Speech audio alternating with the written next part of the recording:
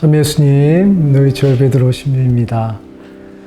아마 신앙인들에게 있어서 신앙생활 하는 데 있어서 가장 어려운 것 중에 한 가지가 무엇이냐라고 질문을 하게 된다면 많은 신자들이 복음을 전하는 것이다 라고 응답할 것이라고 생각이 듭니다. 신자로서 그 기쁜 소식을 다른 이들에게 전해야 된다는 중요한 사명을 인식하고는 있지만 막상 그 복음을 전하는 것이 쉽지 않다는 것을 우리 신앙인들은 모두 절감하고 사랑하고 있기 때문에 복음을 전한다는 것의 어려움을 모두 공감하리라고 생각이 듭니다. 저희 어머니가 작년 8월경에 돌아가셨습니다. 그래서 돌아가시기 전에 저희 어머니께 인생을 사시면서 행복한 것이 무엇이 있었느냐라는 질문을 하니까 행복한 것 중에 가장 중요한 것 중에 한 가지가 신앙을 갖고 있지 않은 사람들을 성당으로 초대했던 것이 큰 기쁨 중에 하나였다라는 말씀을 하셨습니다. 사실 저희 어머니는 학교를 잘 다니시지도 못하고 겨우 초등학교를 졸업하신 시골의 여인이었죠. 하지만 그럼에도 불구하고 오직 하느님을 믿고 따르면서 그 복음을 전하는 데 열심히 삶을 봉헌하셨다는 것을 생각하게 됩니다. 실제로 많은 사람들이 복음을 전하는 것을 어려워하고 있습니다. 그런데 왜 복음을 전하는 것이 어려운가라는 질문을 하게 되면 교회에 대한 지식이 없고 신앙이 깊지 않아서 복음을 전하는 것이 어렵다라는 말씀들을 하고 계십니다.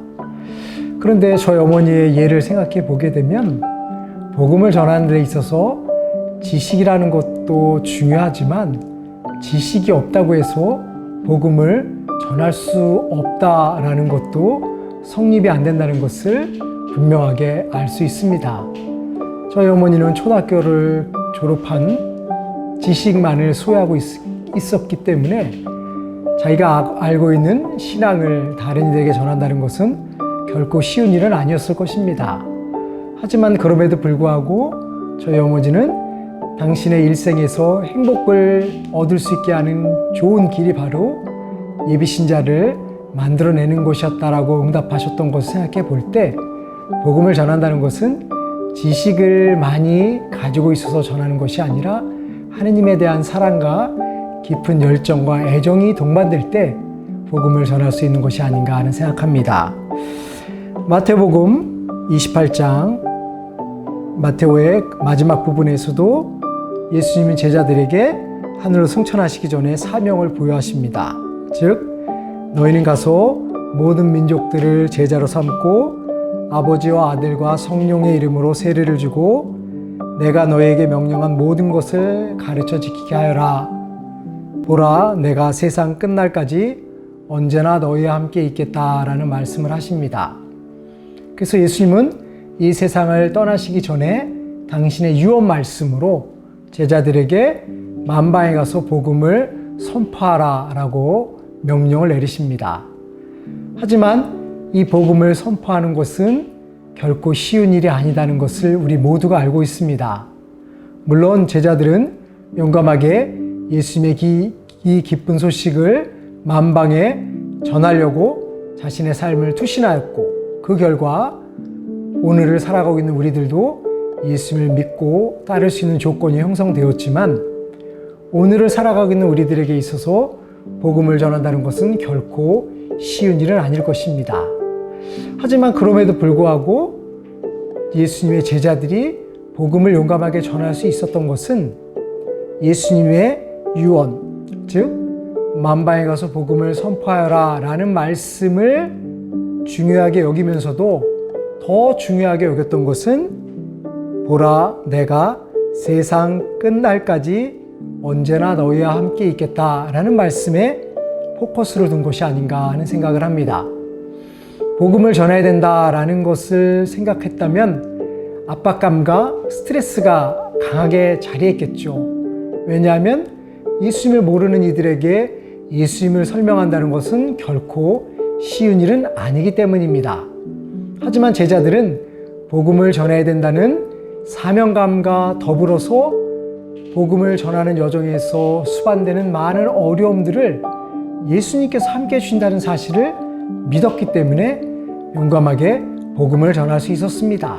즉, 내가 세상 끝날까지 너희와 함께 있겠다라는 이 예수의 말씀이 제자들의 마음에 남아 있었던 것이지요. 그러므로 제자들은 복음을 전하는 것에 대한 어려움도 있었지만 그 복음을 전하는 여정 속에서 예수님께서 함께 해주시고 도와주시고 인도해 주시고 마음을 열어주시고 용기를 주신다는 것을 몸소 체험할 수 있었기 때문에 그들은 복음을 전할 수 있었던 것입니다.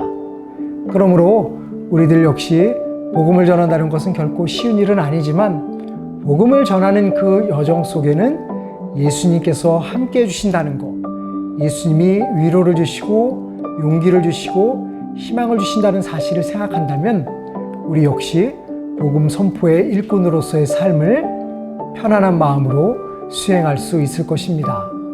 아마도 21세기까지 많은 선교사들이 복음 선포 활동에 투신하였지만 그들은 복음을 전해야 된다는 그 소명감만이 아니라 예수님께서 함께 해주신다는 사실을 믿고 있었기 때문에 의연하게 복음을 전할 수 있었습니다.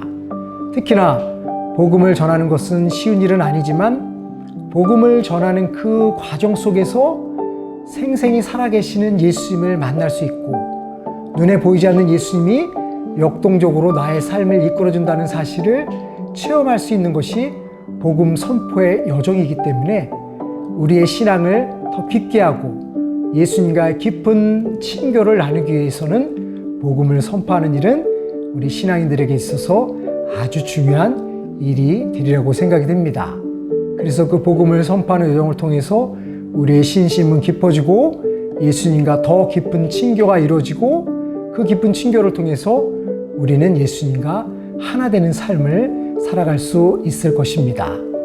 그러므로 오늘 하루도 우리와 함께 우리의 삶을 주관해 주시고 인도해 주시는 예수님을 믿으며 복음의 기쁜 소식을 타인들에게 전하는 하루가 되었으면 좋겠습니다. 감사합니다.